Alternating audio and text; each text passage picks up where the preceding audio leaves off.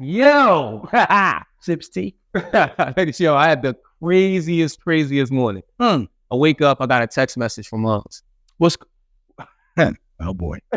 yeah. So look, Oh boy. Here we go. look, my mom's text message. I'm gonna paraphrase. It says something to the effects of, "Hey, where are those basketball cards that I have?" She got my basketball card collection somewhere in the house. She's like, "Where are those basketball cards that I have?" Because Michael Jordan's card just sold for $2.9 million. That's what mom said. We can find a car, about to get in the bread. What? About to get in the bread. We'll have a unique. You ain't got one. Michael Jordan card. No, this card was signed. This card was autographed. Fake it. What? Sign that sucker. I question your ethics. And me too. But you're gonna be rich one day. I'll tell you that. Me too. Shoot. Card for 2.9. Let me get that. Get some. Let me get it, man. Shoot. It was crazy, but it was one of those things where I'm like, man, I love this lady. Yeah. You know, she's Gonna come out of tell nowhere. me about sports Come out of nowhere with it. because she watches the show. She be on it. What's going on, Mama? So that's right. She stayed with it. That's You what know it. I love. Yeah, man. Yo, Yeah. so let me let them know real quick. Yep. You looking for us? We here. You can find us at staywithin.tv. Now we're just right here. All of the links. Instagram, TikTok, Yep. Facebook, That's right. YouTube, Uh-huh. Spotify, That's right. and Threads. That's where we at. Yep. So hit us up, comment, like, subscribe, Yep. the bell, That's where we at. all of those things. We right here. I stay winning. I'm winning, I stay winning. I did it, I stay winning. I'm winning, never losing. I'm winning, or caught slipping. I did it, I stay winning. I'm winning, I stay winning. Yeah. Yo, man. So NBA Finals. Yeah, man. I got the Mavericks. I do, man. You got. Yeah, I didn't ask the question. I'm just saying. We got the Mavs playing up against the Celtics, and it sounds like you already got a pick. I do. I got to pick. Man, listen. All year long, Yeah. there has been discussion. I thought that the Dame Lillard Giannis will work, Yeah. and it didn't. It did. Nah, I think it did. But Boston clearly was the best team. Yeah. Big up to Raheem. He picked it. He said it. I'm gonna give you your flowers. Man, that was an easy pick looking at that roster. Get out of here. So Boston has been the best team all year in the East. Yeah. They've been the best team in the league. And I would say that's true too. I mean, record-wise, they've been the best team. Yeah. in the league. So to me, it was an easy pick to pick Boston to go. Told you, Rob. Go ahead. Sorry. That's fine. To go to the finals. But there's something different in the air with this Dallas Maverick team. Everybody wanted to win. And I mean, But man. like I said, I believe wholeheartedly the two best players in this series is Luka and Kyrie. Wholeheartedly. Wholeheartedly. Luka and Kyrie. Hey. They're better than Jason Tatum and Jaylen Brown. I'm not going to argue against the first part of what you said. Right. I'm not going to argue against what you said. I think, yeah, like Luka and Kyrie, 1 and 1B, 1A, 1B. Yeah. As far as like best players in this series. Yeah. But what I wouldn't do is look at just Jason and Jalen, because the Celtics got a squad. They deep. They got a squad. Yeah, they loaded, man. I mean, they show up with like all-stars and former all-stars. Eight, nine, Wazoo. 9, 10. Future all-stars. I mean, come on, Derek White. Yeah. I don't think he's been an all-star yet.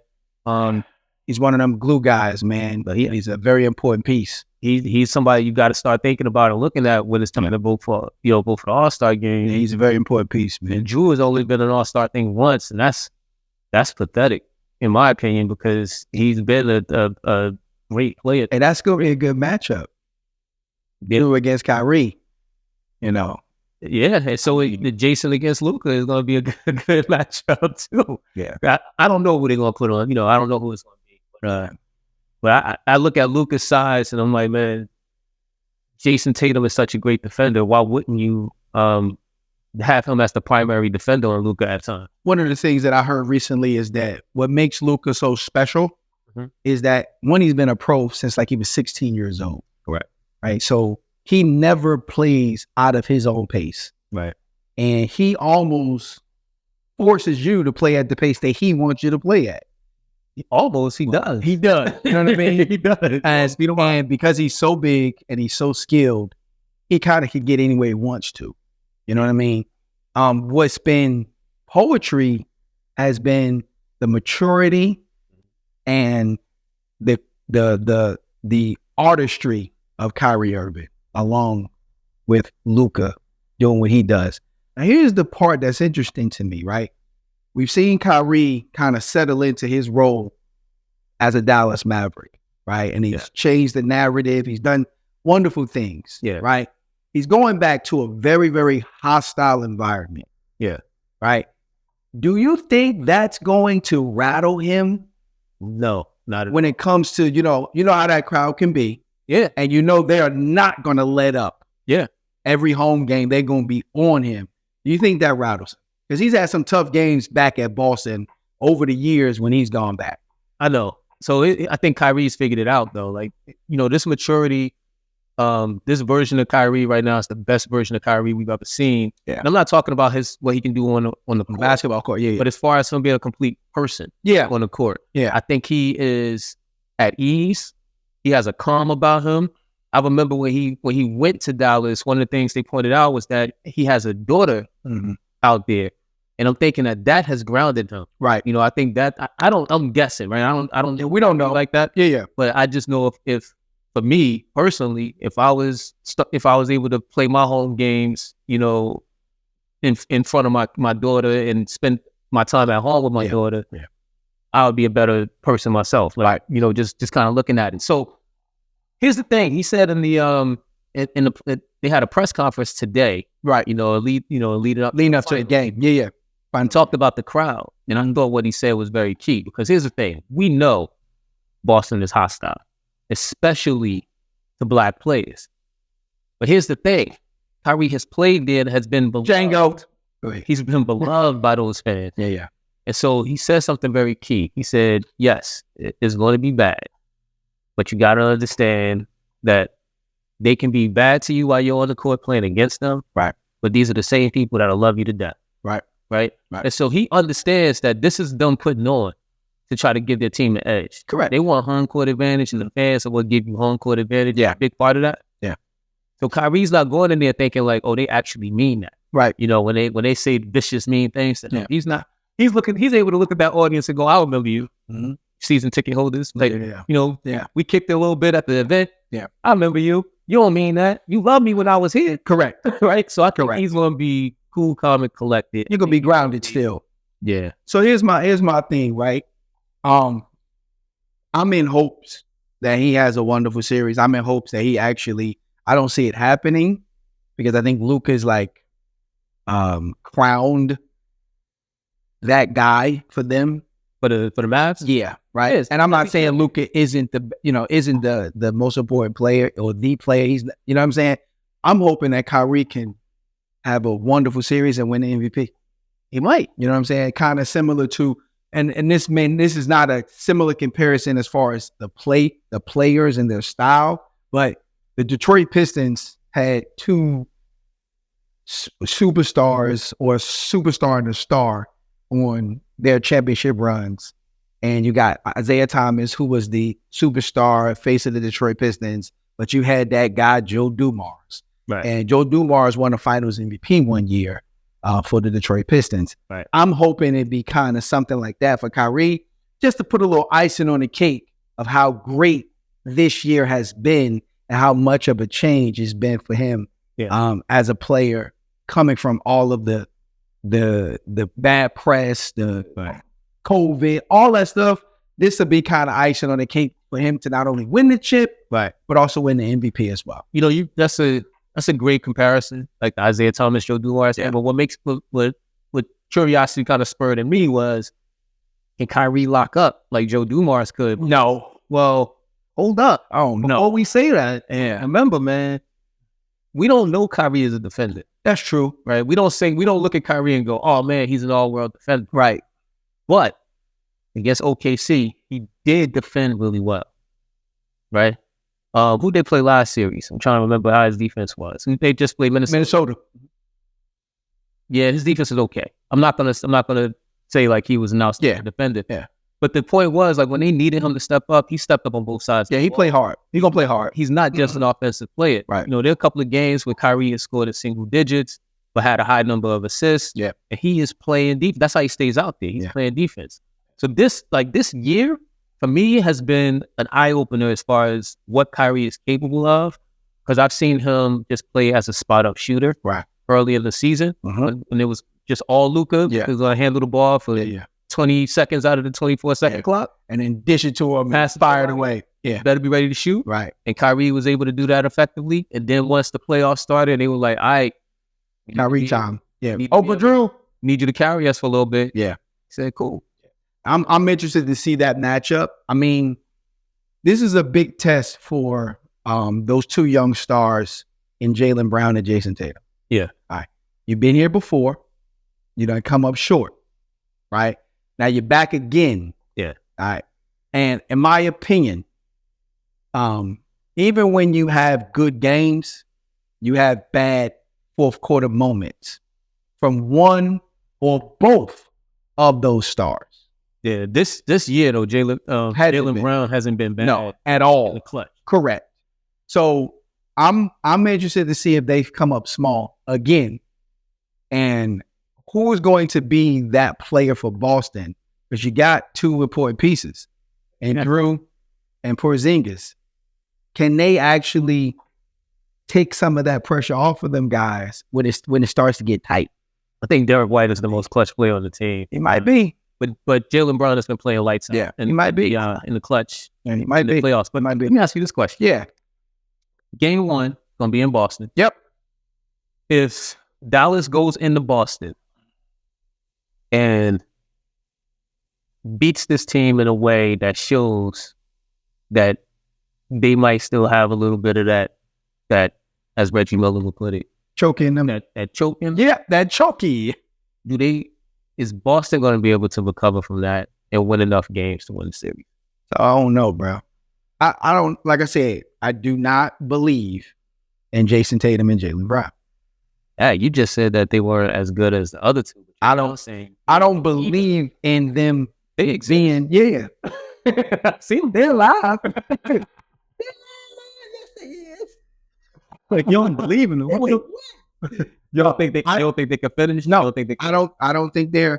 I don't think this nucleus of team with those two guys being a focal point can win a chip. Yeah. Or will win a chip. Let me say it that way. Yeah. Okay, because they all can win a chip, but this group I don't think will win a chip. I think they have to get rid of one of these two. If they come up short in this final series, I think you have to begin taking into consideration this team needs to, not these team, but those two need to be broken up. Yeah. You get what I'm saying? Yeah. So let's go there. Yeah. Let's go there. If they lose, I think based on what we have discussed previously, correct, the Jaylen Brown contract, right? I think that becomes the plan, right? Because I think they saw the writing on the wall before. They saw it previously, right? Yeah. They were like, all right, boom, this might be the last chance. If these two can't get it done, then we're going to need to revamp this team, and it includes moving one of them. Right. So Jaylen Brown now is worth 300 and something, like 30 million. Yeah, something like that. No, 307 million or something like that. Yeah. So if they trade him in the offseason, they got to get back 300 and something million dollars worth of value. Right. You can't. I think the new bargaining agreement says you can't take less money, or you can't, something along those lines. Yeah, let access back. Yeah. So you got to get at least that amount back, right? And so that becomes like a brilliant strategy for them, because one, Jaylen Brown is a valuable player. There's a team out there that is one Jaylen Brown away from being in the final, right? Maybe it's OKC. I don't know. But point is, somebody would be willing to give up that amount of value To get him. Yeah. Which gives Boston a whole new lot of options. with Options. I mean, with a lot of their core still there. together. Yeah. Yeah. And so I think that becomes like very important. And that shows how smart Brad Stevens has been in the front office as far as preparing for what could happen this year. So here's another question regarding like the Boston Celtics in general. If they come up short and they don't break it up, is coach on the chopping block? He shouldn't be. I don't think so either. He shouldn't be. I don't think so either. I think that, like, you know how it goes. You get close and you like, all right, let's run it back. Because this is their first year actually with this core nucleus. Right. With Drew, Porzingis, and the two stars, right? Porzingis is the new addition, right? Like they had Drew Holiday. Oh yeah, sorry. Drew was the new addition. But did they have Porzingis last year? I don't think so. Towards the middle of the year, I think he got traded to them last year. Something like that. But do they run it back? New, yeah, Drew is new. Do they run it back to say, okay, we had a great year, we just ran into a buzzsaw, let's try it again before we blow it up? Right. Or do you go ahead and make a move like that? Because I believe personally they're hitched to Jason Tatum. And I believe they're choosing Jason Tatum over Jaylen Brown. I would too. Right. I don't for me, I don't know. I would too. I'll tell you why, because I don't know. Because Jason Tatum, so Jaylen Brown was the 4th pick in the draft. Like it wasn't like he was, he wasn't no bum. Yeah, he wasn't no bum pick. But it took him like 3 years to actually start looking like the 4th pick in the draft. Okay. Right. And so now he's good. Now he's starting to look more comfortable. Right. And I love that about him. And he's playing well. Jason Tatum's played well from the get. Yeah. He got there. I think Jason Tatum was also like the 4th pick in the draft or something like that. Maybe he's a high pick. Yeah. But he got there and he's been balling out ever since. He was a surprise pick, so to speak. I mean, he was highly rated coming out of high school, but what he did at Duke was not what justified him being picked that high. Right. Yeah. But they took a chance, and sure enough, he's been worth paid off. He's been worth his draft position his whole career. Mm-hmm. Now he hasn't added everything he's needed to add yet in order to be that sort of breakout year. Right. But he's trying. Like he's out there looking every bit like he's the man. He's just not hitting all of the shots that he takes. So here's my thing then, right? What would you do if they get beaten 6? This dude? Yeah, what would you do? Oh, look. So first, I think Missoula deserves another year at least. Okay. I have feelings about how quickly we get rid of coaches anyway, but I'll say this. I think Missoula deserves another shot because the facts of the matter is that last year, they didn't get it done. Right. This year, they got a step further. Right. And I don't like punishing coaches who actually show progress. They show progress in both their regular season record and in their postseason advancement, like how far they've got. Yeah. I say running back with Joe Mazzulla. Okay. I would get rid of Jaylen Brown. Okay. Not because I think he's a bad player or anything, but because we've already put the value on him that allows us to get a lot back in return. Right. Right. And so because of that, I'm like, yeah, we trade Jaylen Brown. We're stuck with Jason Tatum. I don't like teams trying to carry 2 supermax players anyway. Right. I think that's why the Clippers are looking at Kawhi or Paul George. One of them got to move. Yeah. And you don't want to carry and keep both. If you're gonna take up 30% of the cap, and I got 2 of you taking up 30% of the cap, come on. Yeah. Like it's hard to put a good supporting cast around you. That's true. So I like the idea of if they lose, moving on from Jaylen. Right. If they win, they're gonna find themselves in a tough situation within next couple of years. Yeah, with contracts, because you got to pay. Yeah. So who you got? Dun dun dun. Who I got? Who you got? All right. I'm going to go straight down the line. Right. I want the Mavs to win. Okay. I think the Celtics are going to win. All right.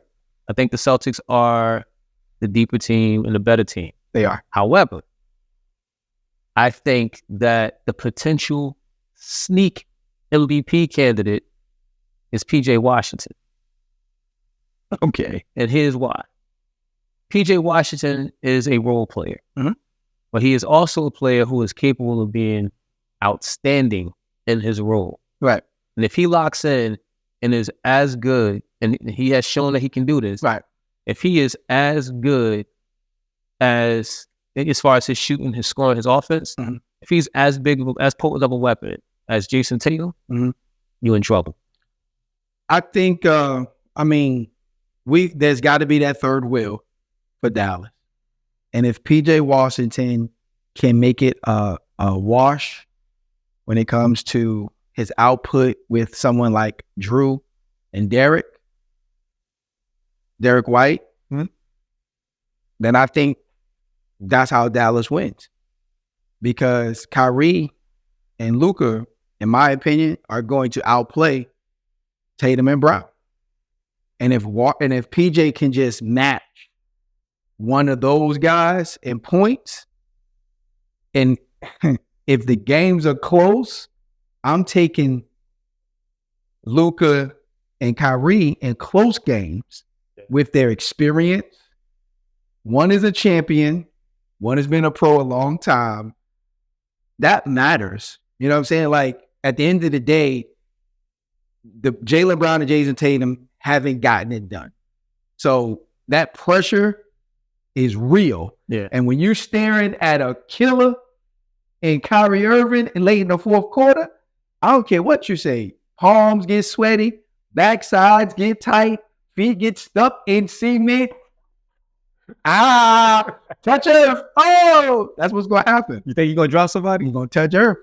Touch him. Hey, let's see. But another factor is who can protect the rim. Because Tatum gets there. Yeah, he do. A lot. Yeah, they do. And Brown gets there. Yeah. But does it matter that Gafford is back there now? Because Gafford has been erasing stuff at the rim, man. He has been phenomenal this playoff. I'm going to tell you a player that can really, and this is not a surprise. The player that I'm about to name ain't going to be a surprise to anybody. To me, a player who can come in, not only fill his role, but change the momentum defensively and offensively is Al Horford. You think so? Yep. Well, big shots.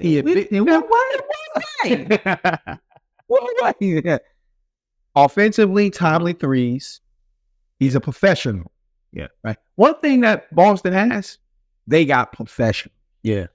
Drew, Horford, White. Can they win the series as a jump shooting team? That's the $1 million question. You know who the Boston Celtics are? They are a Duke Blue Devil team. They live by the jump shot. Yeah. They die by the jump shot. And that's the problem with the Celtics. If it's not going in, you're going to get beat. Well, I'm saying they get to the rim. They do. Tatum gets to the rim. He gets to the rim. Listen, man, those are the only two that really drive like that. I mean, Derek White, he can get there. It's a struggle sometimes for him. Drew, yeah, but his offense. Tatum is attack. Tatum and Brown, yeah, they attack. The ones that can they attack. Yeah, but yeah, you got Lively. Second, and they're active bodies down there. They active bodies too. And they want to pin something. Correct. So and they challenging anything. Yeah. So I mean, curious, man. I think the Knicks are gonna make. Yeah, I don't know, man. It's crazy. We both talk about 7-footers as being like the key players. Dallas in 7. Dallas in 7. Yeah, Dallas in 7. Another one of them Kyrie specials. Yeah, finish them off. All right. Yeah, that would be nice. I think the Celtics are going to win, though. I think they'll figure it out. Okay. And I'm going to say the Celtics in 6. Okay. That's what it is. You heard it first. Yeah. You said the Celtics in 6. I got Dallas in 7. But Tim, I hope I'm wrong. Trash. Heard what I said. Trash, Tim. And I called you out again. That's right. I'll make you famous.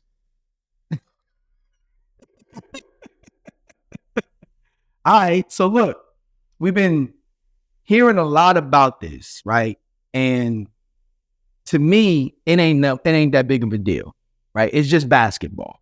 Yeah. It's just competitive. What are we talking about? You know what I'm about to get into? I'm about to get Here we go. About to get into Snow White. That's what we're about to get into, okay? About to get into Oh, We gonna get into got it. nicknames? Got nicknames for her. Okay. Okay, we gonna get into Caitlin Clark, and everybody got something to say, right, regarding the physicality of the game. Right now, when it comes down to it, the things that we've seen over the course of our basketball journey is that physicality is a part of the game. Right. And if you gonna talk the talk, you better be prepared to walk the walk. Right. Somebody gonna take it personal and they gonna foul you hard. Somebody gonna take it personal and they gonna be gunning for your head. They're gonna grab you by your neck. Yeah. True. Spring. Let him go. Spring. Let him go. So I am not a fan of the noise regarding the physicality that she is receiving. Yeah. Because what we've learned is that all of the rookies, particularly in this draft class, are getting hammered. All of them? The bigger names. I've seen two. Take some big, But when we talk about basketball and the history of basketball, when you have a superstar college athlete, male or female, get crowned something that they gonna be on the next level, they end up getting to the next level, and them jokers be waiting for. Right. Okay, we got a ton of people we could talk about, from the NBA to the WNBA. Right. Now, some of them overcame it and they were just like that. Right. But the one that I think of recently that was hyped up, and he wasn't even hyped up from his college career. He was hyped up by his own relative. His dad. John Morant? No. His dad went on a nationwide. Oh, Lonzo? Yup, a nationwide bullhorn. Lonzo this, Lonzo that, Lonzo this. Yeah. Man, he got first game of the year. Pat Beverly checked his ticker. Yeah. So that's normal to me, right? What do you think when it comes to what's happening with Caitlin Clark? If you want to throw Angel Reese in there, cool. But specifically, how you feel about what they're saying? And do you think there's merit to it? Or do you think they're blowing it out of proportion? I think that the only reason you hear so much about the physicality with Caitlin Clark in particular, is because it affects her performance in a big way. Like Caitlin Clark came in, I mean, everybody is thinking like Caitlin Clark is going to be a 20+ point game, scorer and all this and that. And what she's been is like a 5+ turnover person per game. Yeah. And her team's been losing, a lot. They only got like 2 or 3 wins, right? So I think that's why you hear so much about it on the Caitlin side of things. Angel Reese is getting it too. Right. But the reality is, for me personally, I don't compare the two, because yes, they had a little bit of a rivalry in college and all of that. Angel Reese got a championship. Caitlin did not. But end of the day, we know Angel Reese is a tough athlete. She's a tough defender, a rebounder that's going to go through you to get it if she has to. Mm-hmm. So the physicality at her position is expected. It's normal. Right. It's expected. Right. But the physicality with Caitlin is because Caitlin is not Snow White, but the princess that was promised. Correct. She's the person that's supposed to elevate the WNBA. Correct. Allegedly. Correct. Right. And so the other teams taking that personally. They're like, I bet. So this who y'all got? Right. She up next? Right. We'll see. And they're going to test her. They're going to check her. And look, here's the thing. She's either going to sink into herself and disappear, or she's going to meet the challenge, and thanks to the contact, thanks to the physicality, thanks to all of the things these other athletes, elite athletes, are challenging you to be, you're going to become great. That princess that was promised. Right. It's funny, right? Because the media has been, and you brought this up in our personal conversation, and I loved it because I didn't even know this, right? But the media has kind of shined the spotlight on Caitlin Clark. Mm-hmm. And right now, Caitlin Clark is not producing wins for her team. Right. Okay. But there was a player before her. Yes, it was. Who we know as Candace Parker, who got drafted to a losing team and completely turned that team around. Flip that team's record in 1 year. 1 year. So it's not that it's not possible because we got it in the it actually happened in the WNBA. That's correct. Okay. So we want to big up Candace Parker, the great Candace Parker. Yep. So there's no excuse for Caitlin Clark. Now, granted, it's a team game, but if you like that, because Candace was like that, Right. you're gonna have your team at 500 or hovering to be in that contention. Right. And right now they're not even. They're not.